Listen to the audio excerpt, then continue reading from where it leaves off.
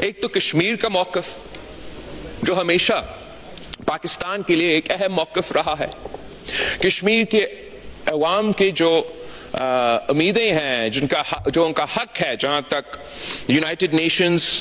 کی ریزولوشنز کے مطابق، اس پہ نہ صرف ہم نے بات کی ہے، مگر اگر آپ پچھلے حکومت کا 2019 میں جب کشمیر کا حملہ ہوا اور ان کا وزیر اعظم یہاں کھڑا تھا، میں ادھر بیٹھا تھا، اور ہم سب نے دیکھا کہ اس کی ری ایکشن میں ہمارا وزیر اعظم صاحب نے اس وقت کہا کہ میں کیا کروں، آپ کیا چاہتے ہو کہ میں بھارت کے ساتھ جنگ چھیڑ دوں؟ اگر میرا الفاظ آپ کو غلط لگے، آپ وہ ریکارڈنگ دیکھ لیں. ریکارڈنگ ہم سب نے یہ دیکھا کہ وزیر اعظم صاحب نے اٹھ کے کہا کہ میں کیا کروں، آپ کیا چاہتے ہو، میں جنگ چھیڑ دوں. لیکن میں فخر کے ساتھ کہہ سکتا ہوں کہ اس دفعہ جب کشمیر پہ حملہ ہوا، جب پاکستان پہ حملہ ہوا، بھارت کے طرف سے حملہ ہوا، تو پاکستان ڈرا نہیں، جھکا نہیں، ہم نے جنگ کی، اور وہ جنگ جیت چکے. جب پچھلا حکومت کا رد عمل یہ تھا کہ ہم کشمیر ہائی وے کو آج کے بعد سری نگر ہائی وے کہہ دیں گے، جب پچھلا حکومت کا رد عمل یہ تھا کہ ہر فرائیڈے کو بعد نماز جمعہ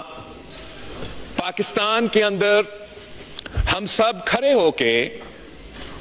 جہاں بھی ہم ہوں گے وہیں کے وہیں کھڑے ہو کے کشمیر کے لیے آواز اٹھائیں گے،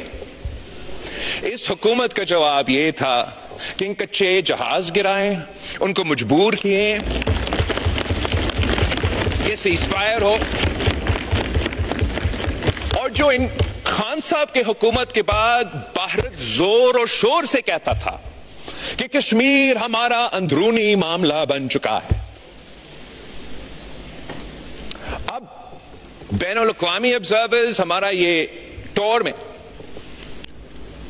مان رہے ہیں کہ یہ تو ایک عالمی ایشو، انٹرنیشنل ایشو